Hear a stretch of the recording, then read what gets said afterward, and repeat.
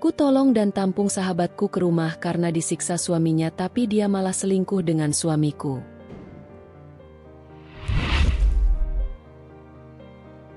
Pagi itu, matahari menyorot lembut dari celah tirai ruang tamu, menciptakan garis-garis cahaya yang menari di lantai keramik berwarna putih susu. Aroma kopi hitam bercampur roti panggang menyebar dari dapur, memenuhi rumah sederhana berlantai 2 yang kutinggali bersama suamiku, Yoga. Aku, Melia, duduk di kursi kayu dekat meja makan sambil membolak-balik majalah desain interior. Sejak dulu aku memang menyukai hal-hal yang berhubungan dengan penataan ruang. Bagiku, rumah bukan hanya tempat beristirahat, tapi juga cerminan jiwa penghuninya. Itulah sebabnya aku senang sekali menjaga setiap sudut rumah tetap rapi dan nyaman. Suamiku, Yoga, keluar dari kamar dengan kemeja biru langit yang baru saja ia setrika sendiri. Aku sempat tersenyum kecil, meski tidak bisa menahan rasa bangga melihatnya. Yoga bukan tipe pria yang banyak bicara, tetapi ia selalu memperhatikan detail kecil dalam kehidupan rumah tangga. Pagi, katanya sambil mengecup keningku sekilas. Pagi juga. Sarapan sudah siap. Kamu mau kopi atau teh? Tanyaku sambil menaruh majalah di atas meja. Kopi saja. Seperti biasa, tanpa gula. Jawabnya sambil menarik kursi dan duduk. Kami jarang sarapan sambil ngobrol panjang. Bukan karena hubungan kami dingin, tapi karena Yoga biasanya terburu-buru ke kantor. Ia bekerja di perusahaan kontraktor ternama di kota ini. Posisinya sebagai manajer proyek membuatnya sering keluar masuk lapangan. Jam kerjanya padat, tapi Yoga selalu berusaha menyisihkan waktu untuk keluarga, meskipun hanya sebentar. Aku memandangnya dalam diam, memikirkan perjalanan hidup kami. 5 tahun pernikahan, tidak bisa dibilang mulus sepenuhnya, tapi juga tidak pernah ada badai besar. Kami pernah berdebat soal hal-hal kecil, seperti siapa yang lupa membayar listrik atau kenapa rak piring tidak dibersihkan. Namun semua berakhir dengan saling mengalah. Sesekali aku membandingkan kehidupanku dengan beberapa teman yang sudah bercerai karena masalah yang lebih serius. Dan setiap kali itu terjadi, aku merasa beruntung memiliki Yoga. Ia memang tidak romantis seperti tokoh di drama televisi, tapi ia setia dan bertanggung jawab. Pagi itu terasa seperti pagi biasanya. Setelah Yoga berangkat kerja, aku mulai mengerjakan rutinitas harian. Menyapu, mengepel, mencuci pakaian, lalu mengurus beberapa pesanan dekorasi rumah yang belakangan ini mulai menjadi sumber penghasilan tambahan. Di sela-sela itu, aku sempat membuka ponsel dan melihat deretan pesan di grup WhatsApp SMA. Salah satu nama di grup itu adalah Rina. Dia sahabatku sejak masa sekolah dulu. Rina dan aku seperti dua kutub yang berbeda. Aku tenang dan cenderung tertutup, sedangkan Rina penuh energi dan sering bicara blak-blakan. Meski begitu, persahabatan kami bertahan hingga kini. Namun, sudah beberapa bulan ini komunikasi kami renggang. Aku hanya mendengar kabar tentangnya dari teman-teman lain. Mereka bilang rumah tangganya tidak baik-baik saja. Suaminya, Reza, dikenal temperamen dan sering membuat Rina menangis. Aku menghela napas panjang. Kadang aku ingin sekali menelpon Rina, menanyakan kabarnya langsung. Tapi aku juga tidak mau terkesan ikut campur terlalu jauh. Aku hanya berharap ia baik-baik saja. Siang itu, setelah menyelesaikan semua pekerjaan rumah, aku duduk di teras sambil menyeruput teh melati hangat. Angin sepel-sepel membawa aroma wangi tanaman melati yang kupelihara di pot besar. Aku menikmati ketenangan ini, tanpa tahu bahwa hidupku sebentar lagi akan berubah drastis. Teleponku berdering. Nama Rina muncul di layar. Hatiku sedikit berdebar, karena sudah lama sekali ia tidak menghubungiku. Mel, kamu di rumah? Suaranya terdengar serak, seperti habis menangis. Iya, Rin. Kenapa? Kamu baik-baik aja? Tanyaku cemas. Aku, bisa ke rumahmu sekarang? Aku butuh tempat buat ngobrol. Tolong, ya. Nada suaranya membuat hatiku terenyuh. Aku tidak berpikir panjang. Iya, Rin. Datang saja. Aku tunggu. Tak sampai setengah jam kemudian, sebuah mobil berwarna hitam berhenti di depan rumah. Dari dalam, Rina turun dengan wajah pucat, rambutnya berantakan, dan mata sembab. Ia membawa tas besar, seperti habis berkemas tergesa-gesa. Aku cepat-cepat membukakan pintu dan memeluknya. Astaga, Rin, kamu kenapa? Ada apa ini? Rina memelukku erat. Bahunya bergetar menahan tangis. Aku nggak kuat, Mel. Aku nggak sanggup lagi sama Reza. Dia udah keterlaluan. Aku mengajaknya masuk, memberinya segelas air, dan membiarkannya duduk di sofa. Aku tahu, ada cerita panjang di balik matanya yang penuh luka itu. Dan tanpa sadar, hari itu menjadi awal dari sesuatu yang sama sekali tidak pernah aku bayangkan. Aku duduk di hadapan Rina yang masih memegang gelas airnya. Tangannya bergetar, dan ia belum juga meneguk isinya.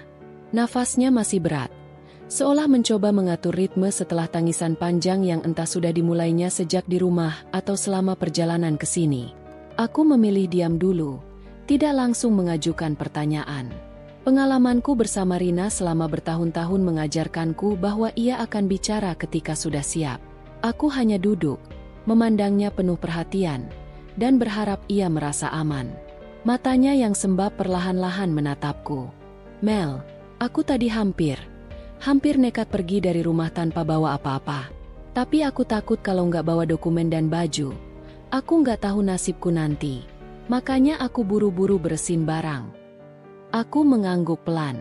Kamu sudah melakukan hal yang tepat. Sekarang kamu di sini, dan itu yang penting. Ia menunduk. Air matanya kembali jatuh satu-satu, membasahi pipi yang pucat. Reza makin parah. Mel, semalam, dia pulang mabuk. Dia teriak-teriak, nuduh aku macem-macem. Terus, Rina terhenti. Suaranya tercekat. Aku menunggu, tapi ia tidak melanjutkan. Aku tahu, tidak semua luka bisa langsung diucapkan. Kamu nggak perlu cerita sekarang kalau belum sanggup. Ucapku lembut. Yang penting, kamu aman di sini. Rina mengusap matanya dengan punggung tangan, lalu akhirnya meneguk sedikit air di gelasnya. Aku nggak mau balik ke rumah itu lagi. Setidaknya, nggak sekarang. Aku mengangguk lagi. Kamu boleh tinggal di sini selama kamu mau. Aku akan bicara sama Yoga nanti. Rina mengangkat kepalanya, menatapku penuh rasa terima kasih. Kamu selalu ada buat aku, Mel. Dari dulu, kamu nggak pernah berubah. Aku tersenyum kecil. Kita sahabat, Rin. Kalau bukan aku yang nolong kamu, siapa lagi? Setelah itu, aku mengajaknya ke kamar tamu di lantai bawah. Kamar itu cukup luas. Dindingnya dicat warna krem dengan satu jendela besar yang menghadap ke taman belakang. Meski tidak mewah, suasananya hangat. Di sini kamu bisa istirahat.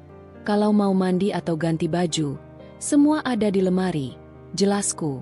Rina duduk di tepi ranjang, mengelus spray putih bersih yang baru kemarin aku ganti. Mel, aku nggak nyangka aku bakal sampai di titik ini. Aku kira aku bisa bertahan sama Reza. Tapi ternyata, suaranya memudar, seolah kalimat itu terlalu berat untuk dilanjutkan. Aku hanya menepuk bahunya pelan. Kamu nggak perlu memaksakan diri sekarang. Istirahat aja dulu, ya. Saat aku meninggalkan kamarnya, pikiranku mulai penuh pertanyaan. Aku tahu hubungan Rina dan Reza sering bermasalah, tapi aku tidak pernah membayangkan akan separah ini. Aku juga mulai memikirkan bagaimana nanti aku akan menjelaskan semuanya ke Yoga. Hari itu aku memilih untuk menunda semua pekerjaan dekorasi rumah yang biasanya kulakukan di sore hari. Aku ingin memastikan Rina nyaman dulu. Aku membuatkan sup ayam hangat, berharap itu bisa sedikit mengembalikan tenaganya. Menjelang malam, Yoga pulang. Ia terkejut ketika melihat Rina ada di rumah. Setelah aku jelaskan secara singkat, wajah Yoga berubah serius, meski ia tidak banyak bicara. Kalau memang Rina butuh tempat, biarkan dia tinggal sementara di sini, katanya sambil menatapku dalam. Aku merasa lega mendengar itu. Yoga memang tidak terlalu dekat dengan Rina, tapi ia cukup menghargai persahabatan kami. Malam itu, setelah makan malam bertiga, suasana agak canggung. Rina lebih banyak diam, sesekali menunduk ketika Yoga bicara. Aku berusaha membuat percakapan ringan, tapi tetap saja ada udara berat yang tak bisa dihindari. Sebelum tidur, aku mengecek kamar Rina. Ia sudah berbaring, tapi matanya masih terbuka. Kalau kamu butuh apa-apa, jangan ragu panggil aku, kataku. Rina mengangguk pelan. Makasih, Mel. Kamu nggak tahu betapa berartinya ini buat aku. Aku tersenyum, lalu keluar dari kamarnya. Saat berbaring di tempat tidurku sendiri, aku menatap langit-langit sambil berpikir. Aku tidak tahu berapa lama Rina akan tinggal di sini. Tapi aku tahu, sejak malam ini, hidup di rumah ini tidak akan lagi sama seperti sebelumnya.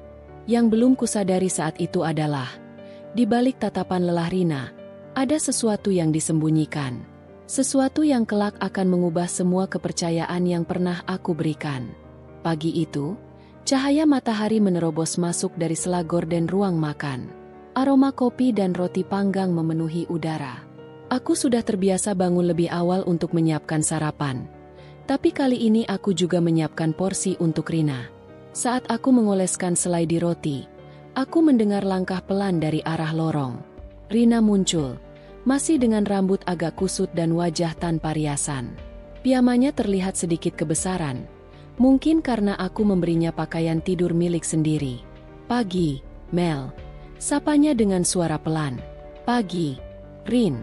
Tidurmu nyenyak? Tanyaku sambil menoleh. Lumayan. Rasanya, lebih tenang. Jawabnya. Lalu duduk di kursi dekat jendela. Tak lama kemudian, suara pintu kamar terdengar lagi. Yoga keluar dengan kemeja kerja sudah rapi dikenakan. Ia melirik ke arah Rina sambil mengangguk singkat. Pagi, ucapnya. Pagi, Yok. Balas Rina pelan. Aku menyodorkan cangkir kopi untuk Yoga dan segelas susu hangat untuk Rina. Hari ini kamu mau di rumah aja, Rin? Atau ada yang mau kamu urus? Rina menatap minumannya sejenak. Aku mungkin mau membereskan sedikit barang-barang di koper. Terus kalau nggak keberatan, aku pengen bantu kamu di rumah. Biar nggak bengong aja. Aku tersenyum. Boleh, tapi jangan memaksakan diri. Sarapan pagi itu berjalan cukup tenang. Yoga tidak banyak bicara, hanya sesekali menanggapi obrolan singkat kami. Aku paham betul, suamiku memang bukan tipe orang yang cerewet, apalagi saat sedang memikirkan urusan kerja. Setelah Yoga berangkat, aku dan Rina mulai beraktivitas di rumah.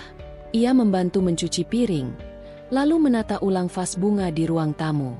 Aku memperhatikannya sambil sedikit heran. Meskipun sedang dalam masalah besar, Rina masih punya energi untuk merapikan barang dengan teliti. Bunga ini bagus kalau di sini, soalnya kena cahaya matahari, katanya sambil memutar posisi vas.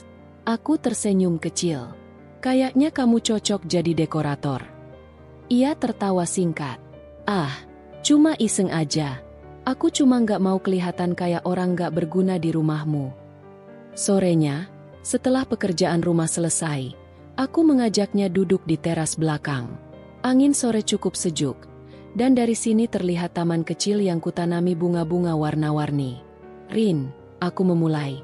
Aku tahu kamu mungkin belum mau cerita detail, tapi aku cuma mau bilang, kalau nanti kamu mau mengambil langkah apapun, aku akan dukung. Rina terdiam beberapa detik sebelum akhirnya berkata pelan. Mel, kamu orang pertama yang langsung nolong aku tanpa tanya-tanya panjang. Aku nggak tahu harus gimana kalau kamu nggak ada. Aku menatapnya lama. Ada sesuatu di sorot matanya, campuran rasa terima kasih, lelah, tapi juga, entah apa, sesuatu yang sulit ku tebak. Malamnya, saat Yoga pulang, Rina ikut membantu menyiapkan makan malam. Aku sedikit kaget melihatnya berdiri di dapur bersama Yoga, mengiris sayuran sambil bercakap-cakap ringan. Bukan hal aneh. Tapi jarang sekali aku melihat Yoga begitu terbuka berbicara dengan orang yang tidak terlalu dekat dengannya. Wangi masakannya bikin lapar, kata Yoga sambil tersenyum tipis pada Rina. Rina tersipu sedikit. Semoga rasanya sesuai harapan. Aku memperhatikan interaksi itu dengan perasaan yang belum bisa kujelaskan. Tidak ada yang salah, Tapi ada semacam getaran aneh yang membuatku ingin memastikan semuanya tetap berada di jalur aman. Malam itu, sebelum tidur, aku memikirkan banyak hal. Kehadiran Rina di rumah memang membawa suasana baru. Tapi aku juga sadar, rumah tangga adalah ruang yang rapuh jika tidak dijaga batasnya. Aku bertekad untuk memastikan tidak ada yang berubah di antara aku dan Yoga. Bagaimanapun, Rina hanyalah tamu sementara. Yang belum ku ketahui adalah, perubahan itu sudah mulai merayap diam-diam. Pagi itu hujan turun sejak subuh, membuat udara di rumah terasa lebih dingin dari biasanya. Aku sudah menyalakan kompor untuk merebus air, berniat membuat teh hangat. Saat sedang memotong roti, Rina muncul dari kamarnya dengan sweater tebal yang kupinjamkan beberapa hari lalu. "Dingin banget," katanya sambil menggosok kedua tangannya. Aku tersenyum kecil. "Makanya, minum teh hangat dulu." Ia duduk di meja makan sambil menatap keluar jendela. Hujan membentuk garis-garis tipis di kaca, memantulkan cahaya lampu dapur. Ada keheningan nyaman yang jarang kurasakan bersama orang lain selain Yoga. Tak lama kemudian, suara pintu kamar terdengar. Yoga keluar. Kali ini tidak terburu-buru seperti biasanya karena ia memutuskan untuk bekerja dari rumah. "Hari ini nggak ke kantor, Yok?" tanyaku sambil menuang teh. "Kerjaan numpuk, tapi bisa dikerjakan dari sini. Lagian hujan begini malas nyetir," jawabnya. Rina melirik sekilas, lalu mengangguk singkat. "Enak ya kalau bisa kerja dari rumah." Yoga tersenyum tipis. "Ada enaknya, ada enggaknya." Pagi itu suasana sedikit berbeda. Biasanya, kalau Yoga di rumah, aku sibuk menemaninya atau menyiapkan segala kebutuhan kerjanya. Tapi kali ini, ada Rina yang sesekali ikut terlibat dalam percakapan. Saat aku membereskan cucian, aku mendengar suara mereka dari ruang tamu. Rina bertanya tentang pekerjaan Yoga, dan suamiku menjelaskan dengan nada yang tidak terlalu formal. Cara mereka berbicara terasa alami, meskipun aku tahu mereka belum lama saling mengenal. Aku mencoba mengabaikan pikiran aneh itu dan fokus menyelesaikan pekerjaanku. Menjelang siang, aku memasak sop ayam untuk makan bersama. Rina membantu memotong sayur, sementara Yoga sesekali melirik dari meja kerjanya. "Potongannya rapi banget," komentar Yoga pada Rina. Ia terkekeh. "Dulu sering masak kalau lagi sendirian, jadi udah kebiasaan." Aku memperhatikan mereka sekilas. Sebenarnya aku senang Rina bisa berbaur, tapi di sisi lain, ada perasaan yang sulit kujelaskan, semacam kewaspadaan yang muncul begitu saja. Sore harinya hujan mulai reda. Aku memutuskan untuk keluar sebentar ke minimarket membeli beberapa keperluan. Rina menawarkan diri untuk ikut, tapi aku bilang biar dia di rumah saja karena udara masih dingin. Saat pulang, aku mendapati pintu rumah terbuka sedikit. Bukan berarti sesuatu yang buruk terjadi, tapi cukup membuatku penasaran. Saat masuk, aku melihat Rina dan Yoga duduk di ruang keluarga, menonton berita sambil memegang cangkir teh masing-masing. Aku mencoba tidak memperlihatkan ekspresi heran. "Udah akrab banget nih kayaknya," ucapku sambil tersenyum setengah bercanda. Yoga menjawab santai. "Tadi cuma ngobrol sebentar sambil nunggu kamu pulang." Rina menunduk sedikit, seperti tak ingin terlalu menanggapi. Malamnya, saat Yoga sudah masuk kamar, Rina tiba-tiba datang ke dapur saat aku sedang merapikan piring. "Mel, aku harap nggak ganggu suasana rumahmu ya," ucapnya pelan. Aku menatapnya. "Kamu nggak ganggu, Rin. Aku cuma berharap kamu nyaman di sini." Ia tersenyum tipis. "Terima kasih. Kamu baik banget sama aku." Aku hanya mengangguk. Tapi di dalam hati, aku mulai merasa bahwa sesuatu sedang tumbuh di antara mereka. Bukan sesuatu yang besar, belum, tapi cukup untuk membuatku mulai mengamati lebih dalam setiap gerak-gerik yang ada. Aku belum tahu, bab berikutnya dalam hidupku mungkin akan menguji batas kesabaran dan kepercayaanku sendiri. Beberapa hari setelah hujan panjang itu, suasana di rumah mulai kembali seperti biasa, atau setidaknya terlihat biasa. Yoga kembali berangkat ke kantor, dan Rina sering membantuku di rumah. Namun, entah kenapa, Aku mulai menyadari ada momen-momen kecil yang terasa berbeda. Pagi itu, aku bangun lebih awal untuk menyiapkan sarapan. Saat melangkah ke dapur, kudapati Rina sudah di sana, berdiri di depan kompor sambil mengaduk omelet. "Kamu bangun pagi sekali," komentarku sambil tersenyum. Rina menoleh dan tertawa kecil. "Gak enak kalau aku terus-terusan makan tapi gak pernah bantuin. Lagian aku juga gak bisa tidur." Aku menghargai niatnya, tapi sedikit terkejut saat mendengar langkah kaki Yoga mendekat. Ia biasanya langsung duduk di meja makan, tapi kali ini ia berdiri di dekat Rina, melihat omelet yang sedang dimasak. "Wangi banget," katanya, "kayak di hotel." Rina terkekeh. "Ah, enggak juga. Cuma telur biasa." Aku mencoba menepis rasa tidak nyaman yang tiba-tiba muncul, lalu melanjutkan memotong buah. Namun telingaku tak bisa menahan diri untuk menangkap percakapan mereka. Saat sarapan, Yoga memuji masakan Rina lagi. Memang benar rasanya enak, tapi cara ia menatap Rina ketika mengatakannya, entah kenapa terasa lebih hangat dari biasanya. Hari-hari berikutnya, aku mulai menyadari bahwa interaksi mereka semakin banyak, meskipun selalu terjadi di ruang terbuka. Kadang Rina bercerita tentang pekerjaannya dulu, dan Yoga menanggapinya dengan antusias. Kadang mereka bercanda soal hal-hal ringan yang bahkan aku sendiri tidak mengerti konteksnya. Sore itu, aku duduk di teras sambil mengupas mangga. Yoga baru pulang kantor, dan aku sedang menunggunya masuk. Tapi ketika ia membuka pintu, aku mendengar tawa Rina dari dalam rumah. Aku masuk, dan mendapati Yoga berdiri di ruang tamu sambil melihat foto-foto di ponsel Rina. "Lihat nih, Mel, dulu Rina pernah ikut lomba masak," kata Yoga sambil menunjukkan layar ponsel itu kepadaku. Aku tersenyum tipis. "Oh, keren juga." Rina tertawa, tapi ada sedikit gurat canggung di wajahnya. "Itu udah lama banget. Aku bahkan lupa kalau punya foto itu." Malamnya, saat Yoga sudah tidur, aku duduk di ruang tengah sendirian. Rumah terasa sunyi, tapi pikiranku dipenuhi potongan momen-momen kecil yang mulai membentuk gambaran yang membuatku gelisah. Bukan berarti aku ingin menuduh atau berpikir buruk, tapi aku tahu, ada jarak baru yang terbentuk antara aku dan Yoga, dan jarak itu entah bagaimana terasa mulai diisi oleh kehadiran Rina. Aku mencoba menenangkan diri, mengatakan bahwa mungkin aku hanya terlalu sensitif. Tapi di dalam hati, aku sadar, kalau aku tidak mulai mengamati lebih cermat, aku bisa saja kehilangan kendali atas situasi ini. Malam itu aku memutuskan untuk tidak hanya menjadi penonton di rumahku sendiri. Aku akan tetap tersenyum, tetap hangat, tapi mataku akan terbuka lebar untuk melihat arah hubungan ini sebenarnya kemana. Beberapa minggu berlalu sejak aku mulai merasa ada perubahan di rumah. Sekilas, semua tampak normal. Yoga tetap berangkat dan pulang kerja tepat waktu. Rina tetap membantu di rumah, dan aku tetap menjalani rutinitas seperti biasa. Namun, di balik semua itu, aku mulai merasakan sesuatu yang sulit dijelaskan.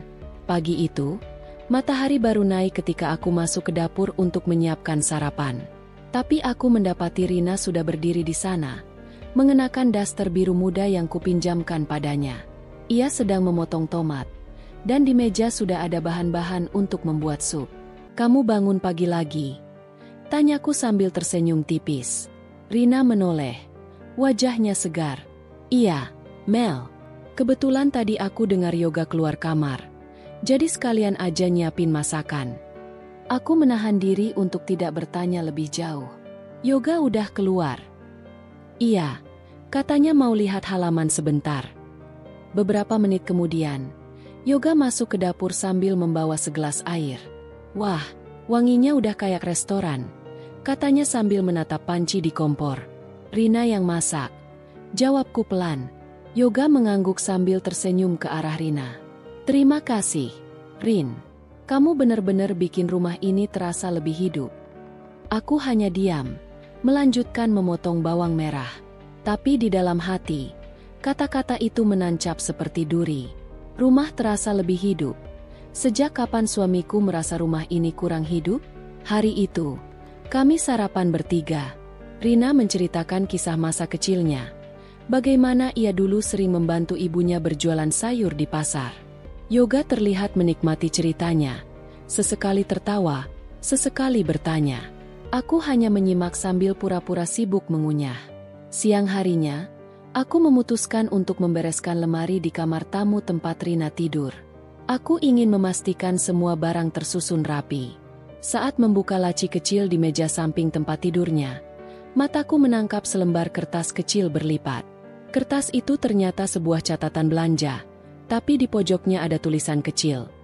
Jangan lupa senyum, dia suka itu. Tulisan itu singkat, tapi entah kenapa membuat dadaku sesak. Siapa? Dia, yang dimaksud? Aku mencoba berpikir positif. Mungkin catatan lama. Mungkin milik Rina sebelum ia tinggal di sini. Tapi pikiran itu tetap mengganggu. Menjelang sore, aku membuatkan teh hangat untuk kami bertiga. Ketika membawanya ke ruang tamu, kulihat Yoga dan Rina duduk bersebelahan di sofa. Mereka sedang melihat sesuatu di layar ponsel Yoga.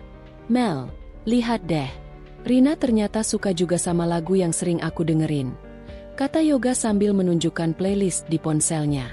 Aku tersenyum kaku. Oh, bagus. Rina buru-buru menambah jarak duduknya. Kita cuma ngobrol kok, Mel. Aku mengangguk tanpa berkata apa-apa. Malamnya, setelah semua tidur, aku duduk sendirian di meja makan. Lampu dapur yang remang membuat bayangan tanganku memanjang di permukaan meja. Aku memikirkan semua hal kecil yang akhir-akhir ini terjadi. Tatapan Yoga ke Rina, tawa mereka, percakapan yang tampak ringan tapi terasa akrab. Aku belum punya bukti apa-apa. Mungkin ini hanya rasa cemburu yang tak berdasar. Tapi perasaan itu nyata. Dan aku tahu, kalau aku diam saja, aku mungkin akan kehilangan kendali. Malam itu aku membuat keputusan. Mulai besok, aku akan mengamati setiap detail di rumah ini. Bukan untuk mencari masalah, tapi untuk memastikan bahwa aku tidak sedang membiarkan sesuatu tumbuh diam-diam di belakang punggungku. Pagi itu aku terbangun lebih awal dari biasanya. Matahari belum benar-benar naik, tapi cahaya tipis sudah merembes masuk melalui celah gorden. Udara terasa dingin, membuatku menarik selimut sebentar sebelum akhirnya bangun. Langkah kakiku pelan saat keluar kamar. Aku ingin memastikan rumah dalam keadaan tenang. Namun, begitu mendekati dapur, aku mendengar suara pelan seperti orang sedang berbicara. Langkahku terhenti. Aku memiringkan kepala, mencoba mendengarkan lebih jelas. Suara itu ternyata berasal dari teras belakang. Kudengar tawa lirih. Suara Yoga. Disusul suara perempuan yang tak asing lagi. Rina. Aku berjalan mendekat. Jantungku berdegup sedikit lebih cepat. Dari sela pintu, kulihat Yoga duduk di kursi rotan sambil memegang secangkir kopi, sedangkan Rina berdiri di dekat pagar, seolah sedang memandangi langit pagi. Kamu bangun pagi sekali, ujar Yoga sambil tersenyum. Aku nggak bisa tidur, jawab Rina sambil mengusap lengannya. Mungkin kedinginan. Kepalaku masih penuh pikiran. Yoga mengangguk pelan. Kalau gitu, jangan dipendam. Kadang ngomong bisa bikin lega. Rina hanya tersenyum samar, lalu menatap jauh. Aku tidak mendengar kelanjutan percakapan mereka karena memilih mundur pelan-pelan. Kenapa mereka harus ngobrol berdua sepagi ini? Batinku. Aku mencoba menenangkan diri. Mungkin ini hal biasa.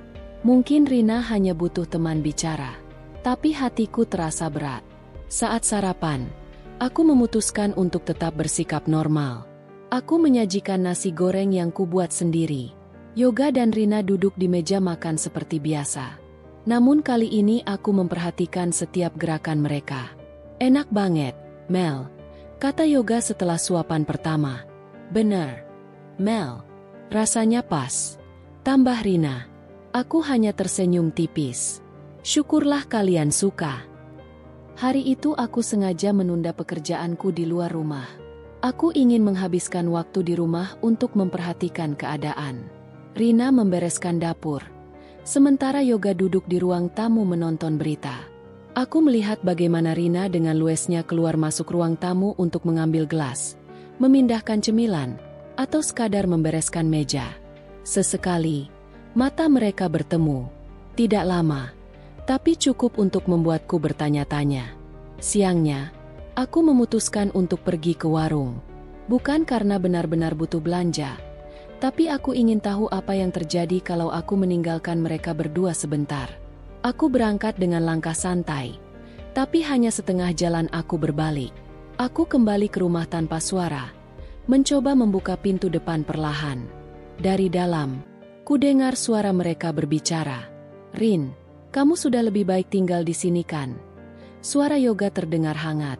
"Iya, kamu sama Mel baik banget. Aku nggak tahu kalau nggak ada kalian." Rina terdiam sebentar, lalu menambahkan, "Aku cuma takut merepotkan." "Kamu nggak merepotkan," balas Yoga cepat. Aku merasakan dadaku mengencang. Malamnya, aku tidak langsung tidur. Aku duduk di ranjang sambil menunggu Yoga keluar dari kamar mandi. Begitu dia masuk, aku mencoba mengajak bicara. "Yok, aku lihat kamu sama Rina makin dekat ya?" Tanyaku hati-hati. Yoga menatapku, lalu tersenyum tipis.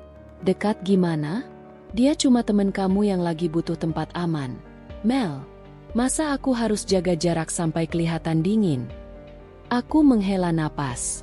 Aku ngerti, tapi aku cuma takut salah paham aja. Yoga mengusap bahuku sebentar. "Gak usah khawatir berlebihan. Percaya aja sama aku." Kata-kata itu terdengar meyakinkan, tapi entah kenapa tidak menenangkan. Malam itu aku tidur dengan banyak pertanyaan di kepala. Dan aku tahu, besok aku akan mulai lebih serius memperhatikan setiap gerak-gerik mereka. Bukan untuk mencari masalah, tapi untuk memastikan hatiku tidak bermain-main dengan imajinasi yang keliru. Pagi itu aku sengaja bangun lebih awal. Bukan untuk memasak atau membersihkan rumah, tapi untuk mengamati. Aku ingin tahu rutinitas mereka ketika aku tidak berada di sekitar. Aku membuka pintu kamar perlahan. Dari arah dapur terdengar suara sendok beradu dengan piring. Aku mengintip. Rina sedang berdiri di dekat kompor. Rambutnya diikat ke belakang. Yoga duduk di meja makan sambil memegang ponsel. "Aku bikinin kopi, ya?" tanya Rina sambil melirik Yoga. "Boleh, tapi nggak usah terlalu manis," jawab Yoga. Suaranya terdengar akrab, seperti sudah sering memesan begitu. Aku memutuskan untuk masuk ke dapur. "Pagi," sapaku datar. Rina menoleh cepat, sedikit terkejut. "Pagi, Mel. Aku bikin sarapan, sekalian nyeduh kopi buat Yoga." Yoga tersenyum kecil.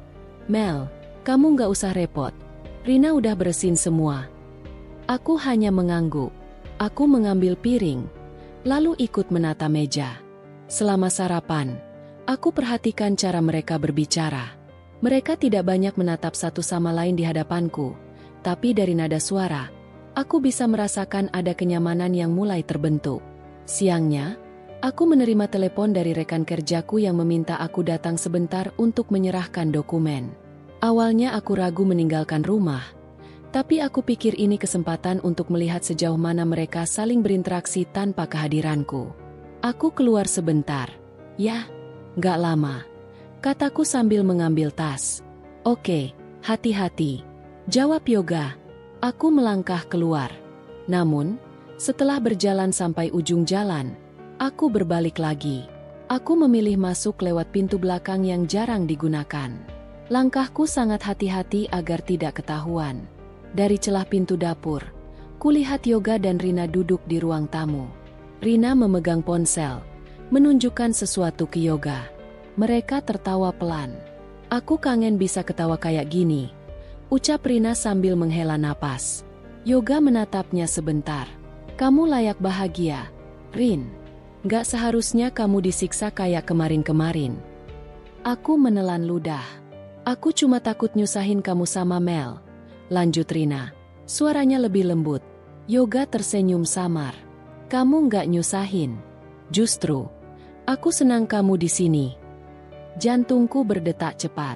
Aku mundur perlahan, keluar rumah, lalu benar-benar pergi ke kantor seperti rencana awal. Sepanjang perjalanan, pikiranku kacau. Kata-kata Yoga tadi terasa terlalu personal. Apakah aku terlalu curiga?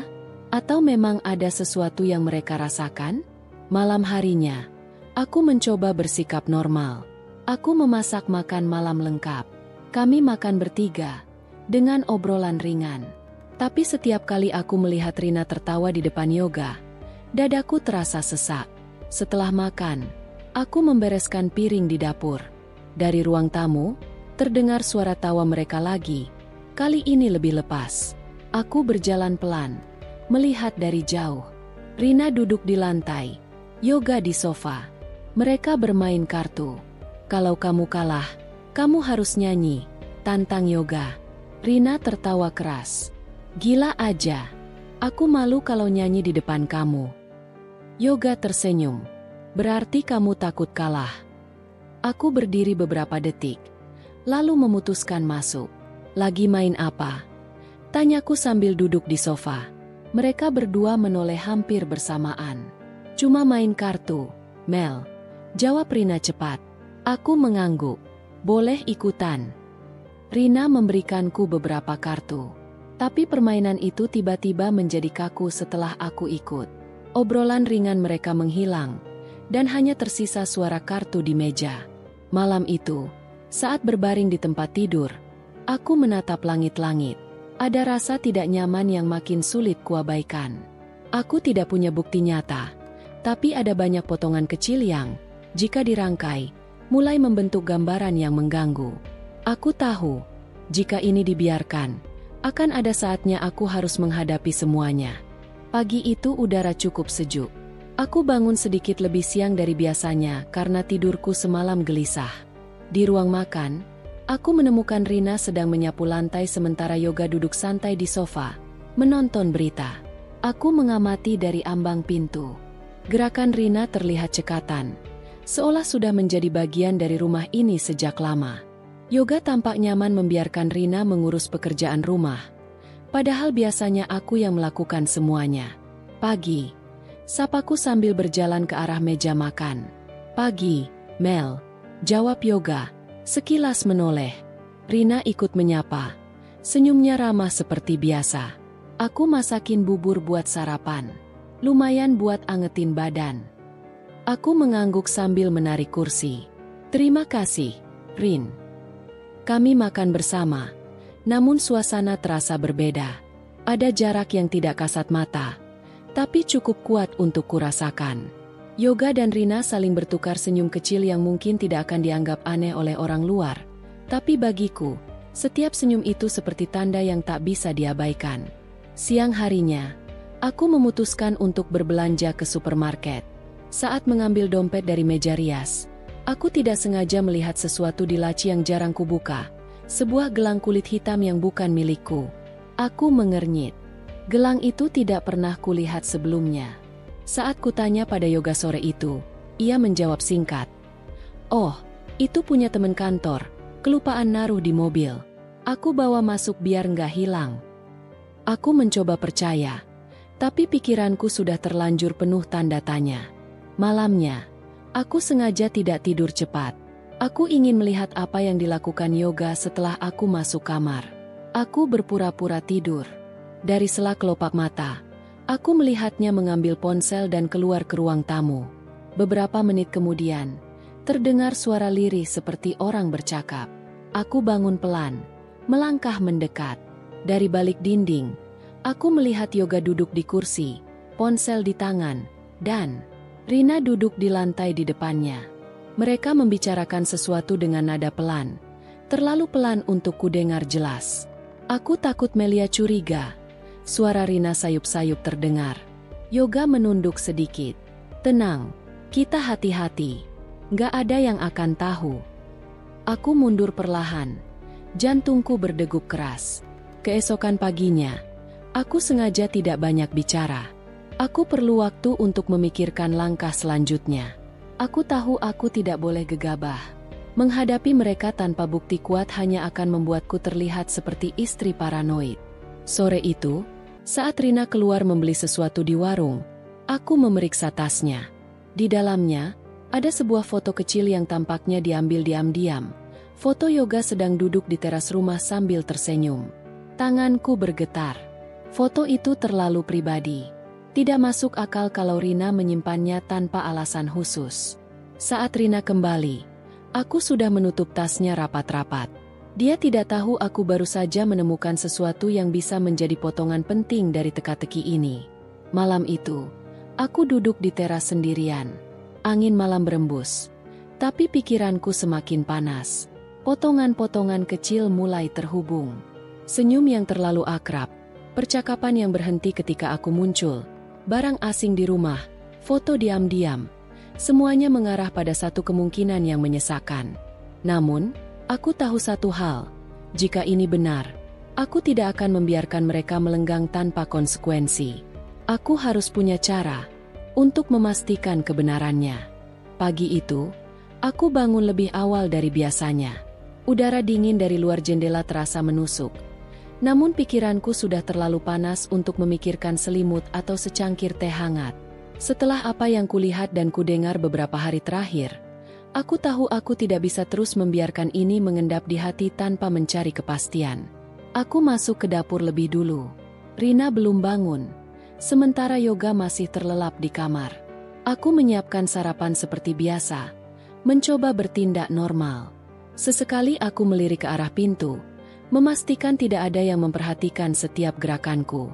Hari itu, aku sengaja mengajak Yoga untuk pergi bersama ke pasar. Alasan klasik untuk berbelanja kebutuhan rumah. Rina kuajak juga, tapi dia menolak dengan alasan masih capek. Sebenarnya itu yang aku harapkan. Aku ingin meninggalkan Rina sendirian di rumah untuk melihat apa yang akan dia lakukan tanpa kami. Di perjalanan, aku diam saja. Yoga sempat menanyakan kenapa aku tidak banyak bicara, tapi aku menjawab singkat. Lagi mikir rencana masakan. Dia tidak mencurigai apapun. Setelah sampai di pasar, aku sengaja memperlambat waktu belanja. Aku ingin memastikan jarak waktuku cukup lama untuk membuat Rina merasa aman, melakukan sesuatu yang mungkin ia sembunyikan.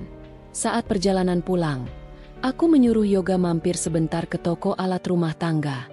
Ketika kami tiba di rumah, pemandangan pertama yang kulihat membuat detak jantungku bertambah cepat.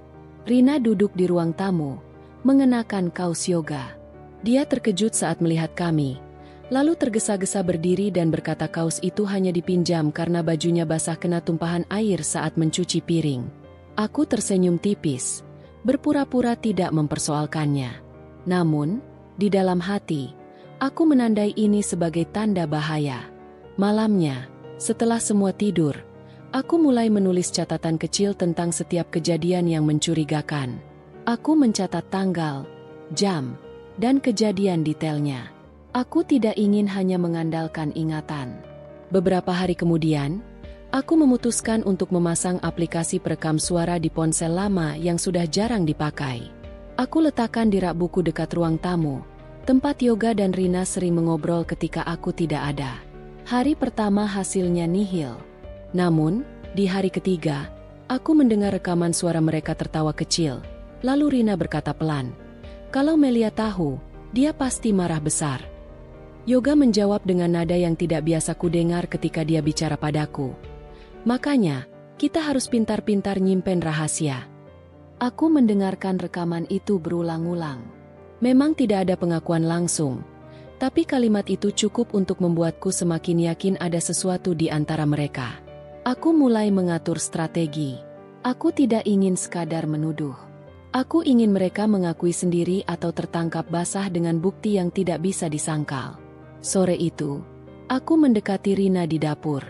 "Rin, minggu depan aku mau ke rumah orang tua di luar kota. Mungkin 2 atau 3 hari." Dia terlihat sedikit terkejut. "Oh, sendirian?" Aku mengangguk. "Iya, Yoga nggak bisa ikut. Katanya ada pekerjaan. Jadi nanti rumah cuma ada kamu sama Yoga."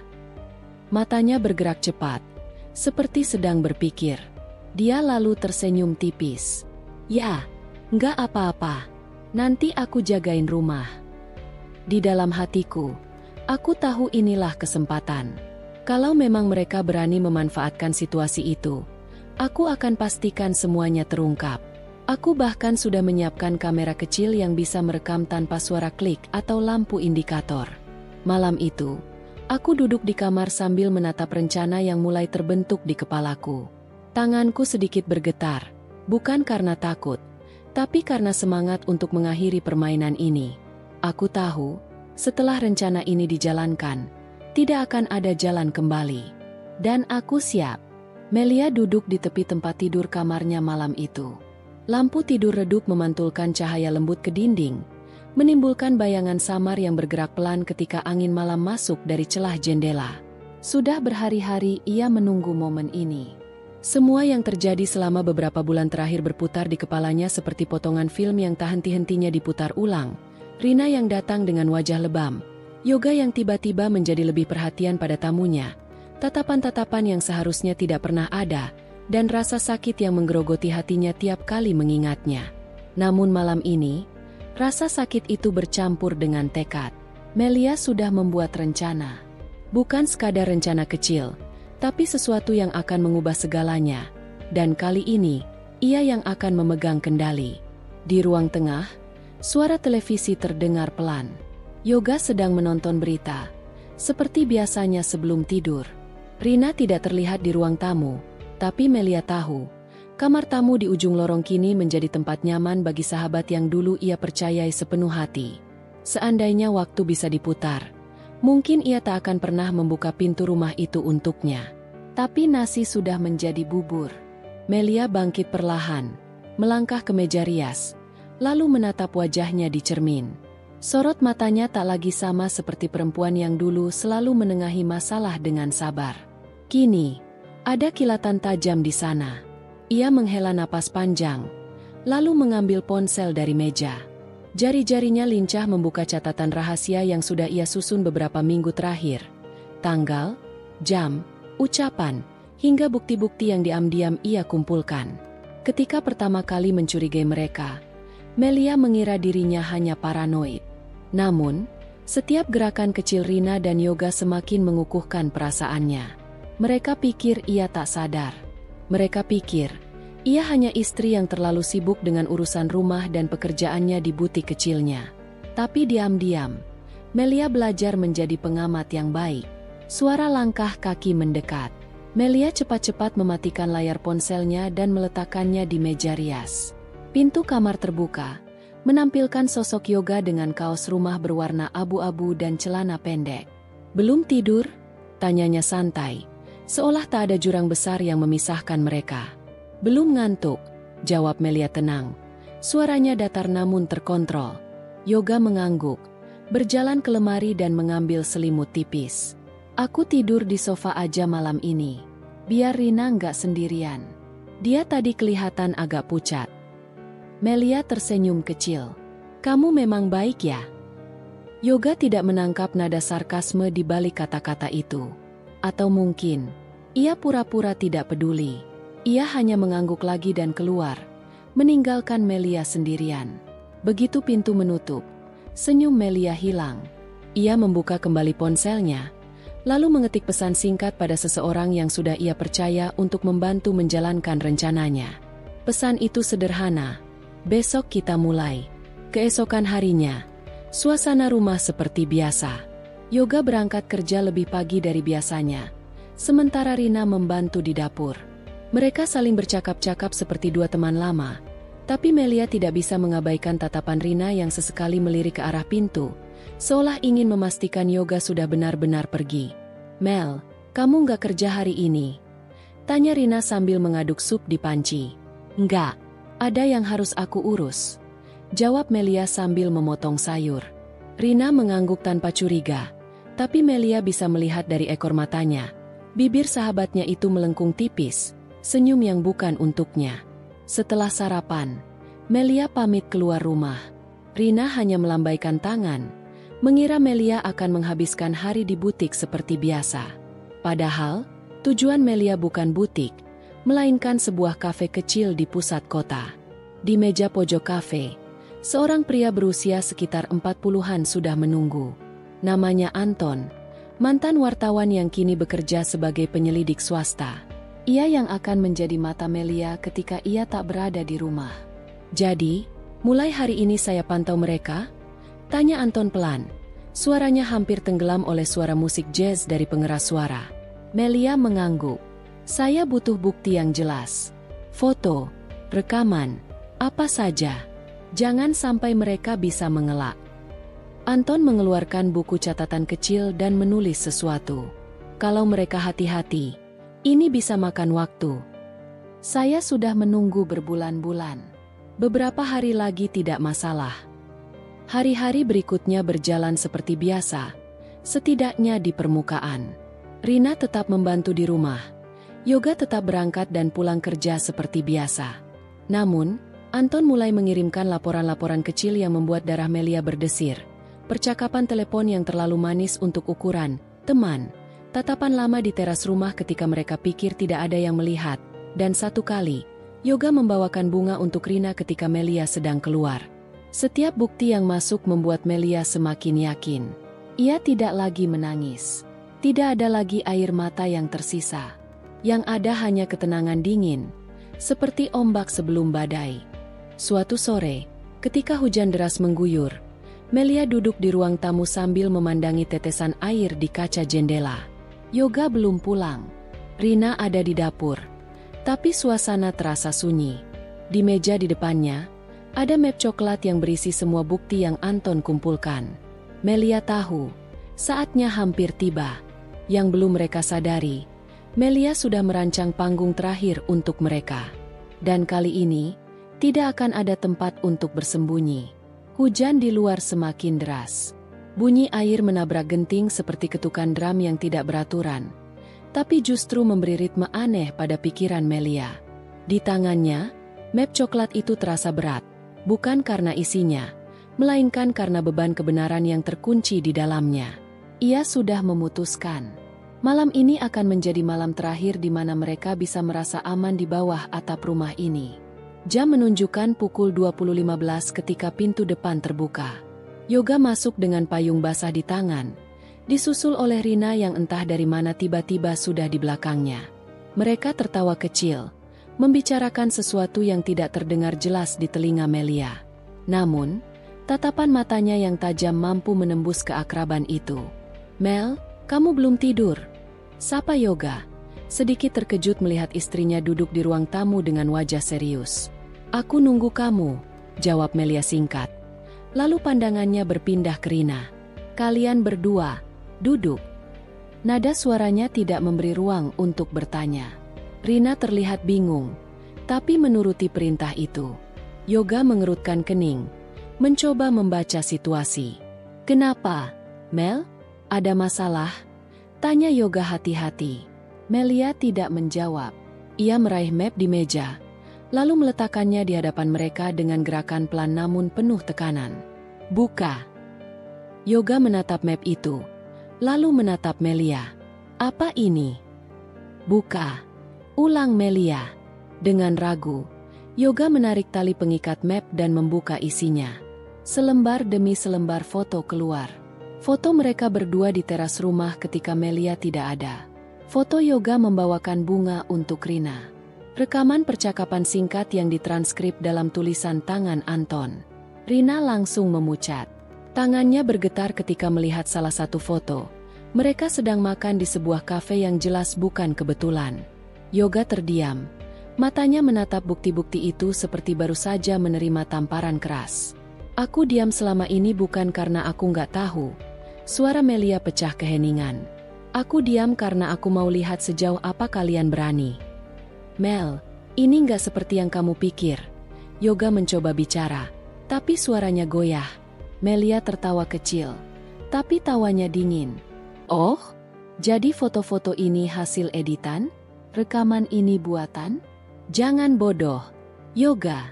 Aku istrimu, bukan orang yang bisa kamu tipu seenaknya." Rina menunduk. Matanya mulai berkaca-kaca. "Mel, aku minta maaf. Aku..." "Diam," potong Melia tegas.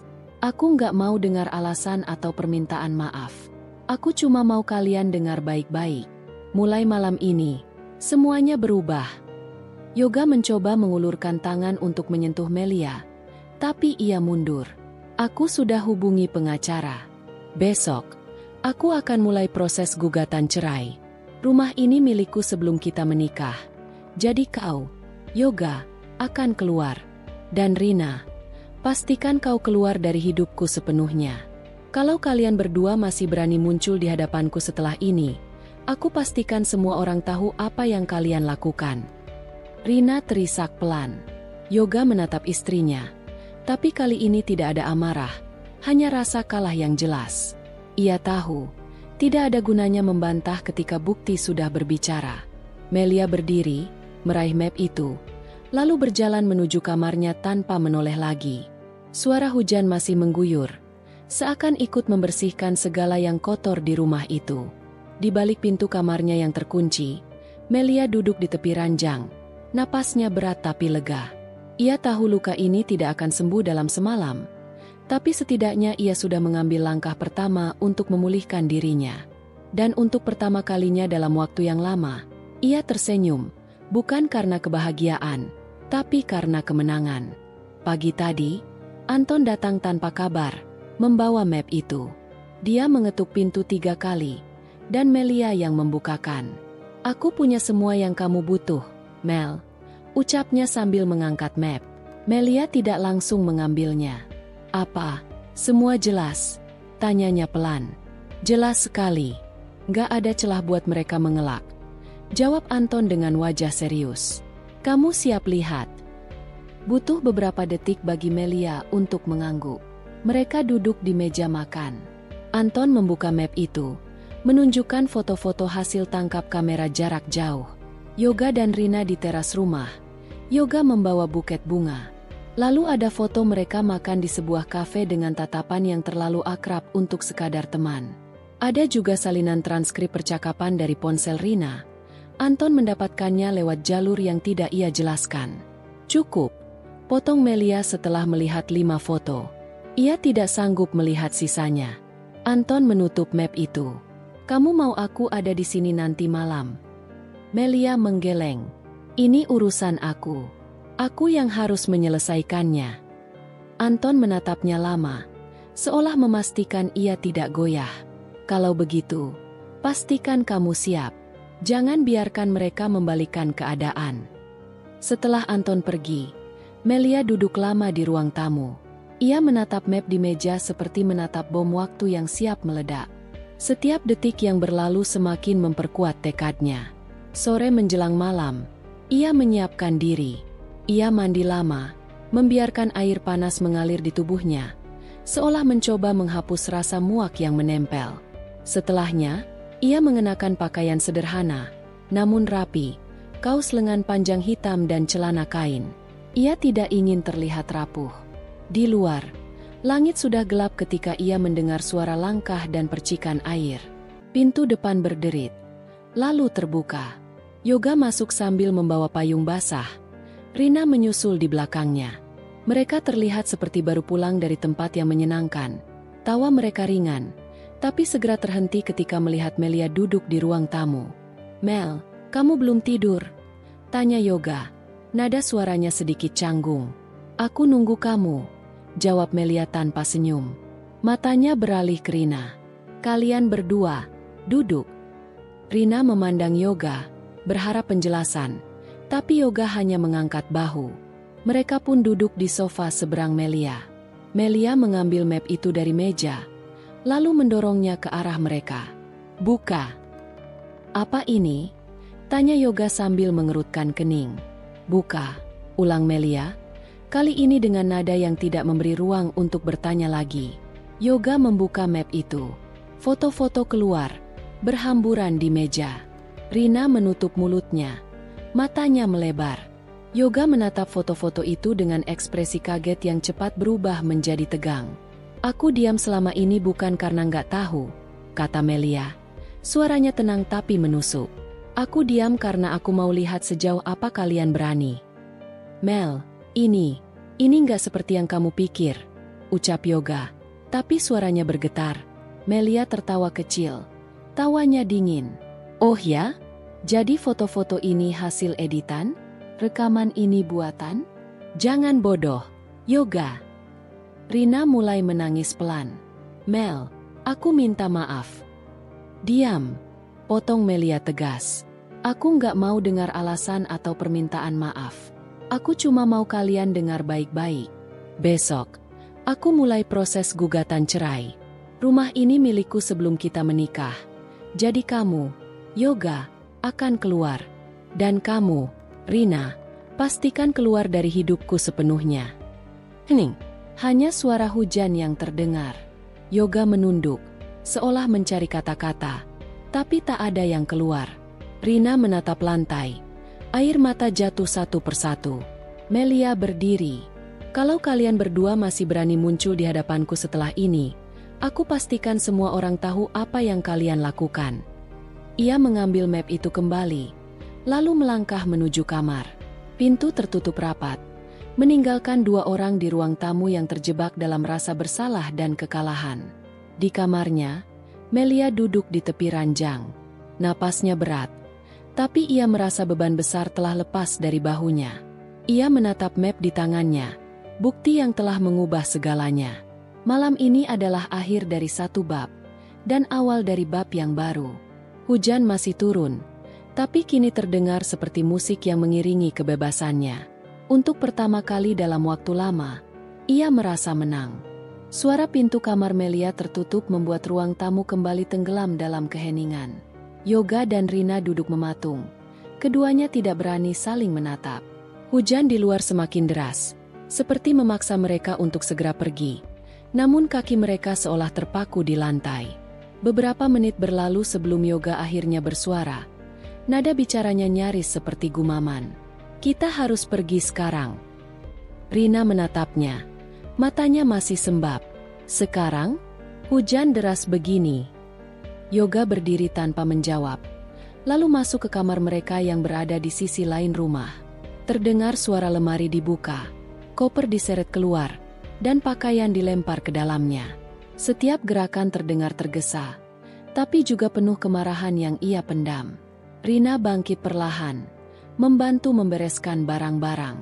Tangannya bergetar saat melipat baju, entah karena dingin atau rasa takut. Ia tahu, meskipun hujan deras di luar, tidak ada alasan yang cukup kuat untuk tetap berada di rumah ini setelah ultimatum Melia. Setelah koper terisi, Yoga menutupnya dengan keras. Ambil barangmu, katanya singkat. Rina menurut. Mereka mengangkat koper masing-masing dan berjalan menuju pintu. Sebelum keluar, Rina menoleh sekali ke arah kamar Melia. Pintu itu tetap tertutup rapat, tanpa suara dari dalam. Tidak ada salam perpisahan, tidak ada kata maaf yang diterima, hanya kepergian yang dingin. Pintu depan dibuka, dan hembusan angin malam yang basah langsung menerpa wajah mereka. Lampu teras memantulkan kilau air hujan di jalanan. Mereka melangkah keluar, menuruni anak tangga, dan menghilang dalam kabut hujan. Di dalam kamar, Melia duduk bersandar di dinding, mendengarkan suara koper diseret di lantai, suara pintu dibuka, lalu suara langkah yang menjauh. Setiap suara itu menandai satu demi satu beban yang terangkat dari hidupnya. Begitu yakin mereka sudah benar-benar pergi, Melia bangkit. Ia membuka pintu kamar, berjalan ke ruang tamu yang kini terasa lapang namun kosong. Sisa keberadaan Yoga dan Rina masih ada. Jaket yang tertinggal di gantungan, sandal di dekat pintu. Ia mengumpulkannya dalam kantong besar, berniat membuangnya besok pagi. Teleponnya bergetar di meja. Nama Anton muncul di layar. Sudah? Suara Anton terdengar hati-hati. Sudah, jawab Melia singkat. Bagus. Sekarang, istirahat. Jangan pikirkan mereka lagi. Fokus ke dirimu. Melia menarik napas panjang. Terima kasih, Ton. Kalau bukan karena kamu, aku mungkin masih pura-pura nggak tahu. Aku cuma bantu sedikit. Sisanya, itu keberanian kamu sendiri. Setelah menutup telepon, Melia berjalan ke dapur. Ia membuat teh panas, membiarkan uapnya menghangatkan wajahnya. Di luar, hujan mulai mereda. Hanya tersisa rintik yang menimpa genting dengan ritme pelan. Keesokan paginya, rumah terasa berbeda. Tidak ada suara pintu kamar Yoga dibuka. Tidak ada aroma kopi yang ia buat setiap pagi. Melia berjalan di lorong dengan langkah ringan, seperti baru menapaki rumahnya sendiri setelah sekian lama menjadi tamu. Ia membuka jendela lebar-lebar. Udara pagi yang segar masuk, membawa bau tanah basah dan suara burung. Cahaya matahari yang menembus awan membuat ruang tamu terasa lebih hangat, menyingkirkan sisa bayangan malam tadi. Hari itu, Melia memulai rutinitas barunya. Ia membersihkan rumah, menata ulang perabot, dan membuang semua yang mengingatkannya pada masa lalu. Setiap sudut rumah kini menjadi miliknya sepenuhnya, bukan hanya secara hukum, tapi juga secara emosional. Saat sore tiba, Anton datang membawa 2 gelas jus mangga dan senyum lebar. Untuk merayakan kemerdekaan, katanya sambil menyerahkan 1 gelas pada Melia. Mereka duduk di teras, menikmati sisa sore. Hujan kemarin meninggalkan genangan kecil di halaman, memantulkan langit senja. Aku nggak tahu masa depanku akan seperti apa, ujar Melia pelan. Tapi aku tahu satu hal, aku nggak akan pernah biarkan orang lain mengatur hidupku lagi. Anton mengangguk. Itu awal yang bagus, Mel. Senja pun berlalu, dan malam datang tanpa ketegangan. Untuk pertama kalinya dalam waktu yang lama, Melia tidur nyenyak, tanpa mimpi buruk, tanpa rasa was-was. Hanya ketenangan.